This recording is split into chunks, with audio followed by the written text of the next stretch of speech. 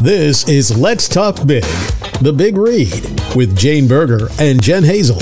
The Owens Community College Campus Read is taking place now and throughout the semester, with the goal of bringing awareness of different perspectives through books. The Campus Read book is What My Bones Know by acclaimed journalist Stephanie Foo. It's the story of her reckoning and healing by investigating the little understood science behind complex PTSD and how it's shaped her life.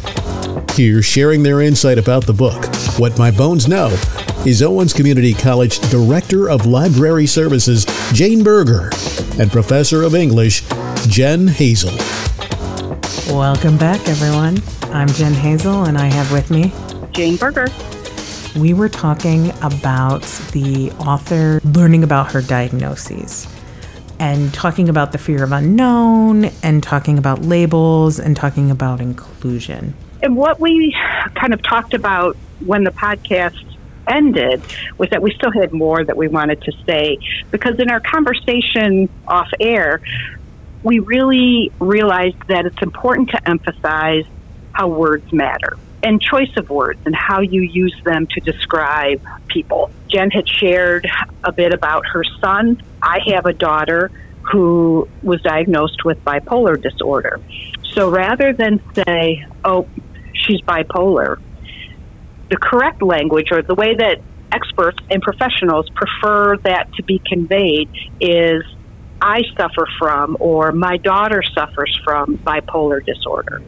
And while it may seem like semantics, it's such a huge distinction in choosing those words over I am or I have bipolar, because that doesn't define who she is. It doesn't define how she functions on a daily basis. Now, every day may differ, but overall, she is who she is, and you may not know that there's anything rolling around in her head that is causing her angst and physical, mental difficulties, because it does manifest itself for her anyway in some physical ways. We've always heard, oh, actions speak louder than words. I think I would argue, at least on this topic, that words are mighty important. They matter.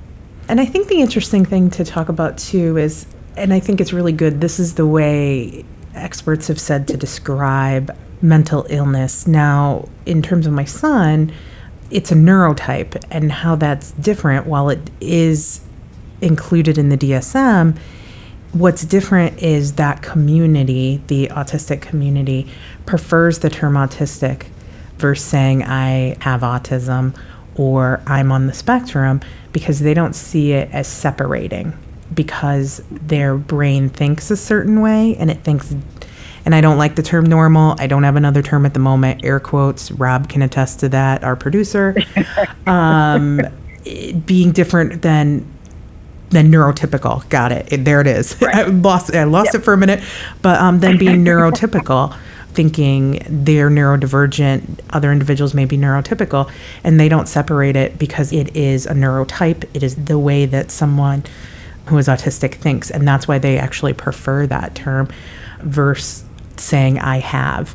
So I think what matters is words matter, but it's also important to know what the community prefers, and then using the term with that community, and then also helping spread that when people may not use it in a way that the community prefers. So saying, if someone being like, well, oh, your son on the spectrum, yes, and they prefer autistic. So that's the language that we use to then just help that move forward. So I think that that's also important with what we are trying to do too. And again, the other thing that matters and that we should talk about is that it's not perfect. It doesn't come out every time the way that you want to. The important part is that you're trying, and that we keep learning and we keep trying to grow from that. And here's a perfect example. I couldn't come up with the word neurotypical and neurodivergent like off the top of my head. So I was like, normal, no, that's not it. Okay, I've got it.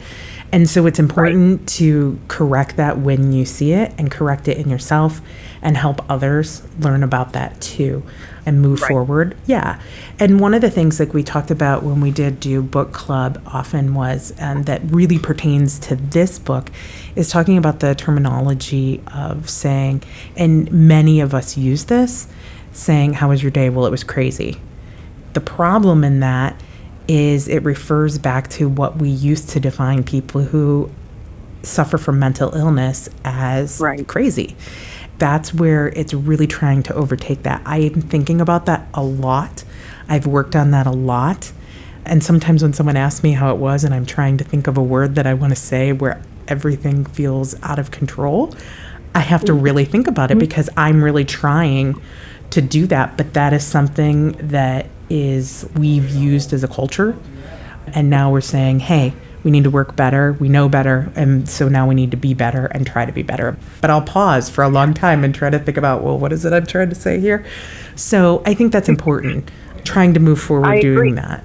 I know that my awareness has been heightened just from the last couple of big read books, Saeed Jones last year, and then now this one.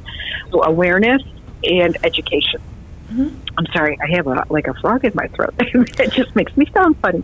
But we can educate people to what professionals prefer, what the experts prefer, what those in a community prefer to be termed. Educating and then making that others aware of that. And that we're all works in progress in one way or another. Knowing that with good intentions, we are trying, okay, I'm struggling for a word and I can't think of it because you don't want to use one that was acceptable in the past.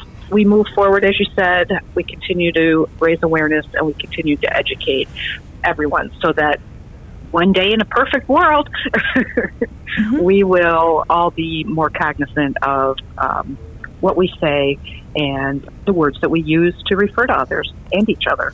Absolutely. So with that, though, we're going to cap this up. And then the following week, we will have a guest with us.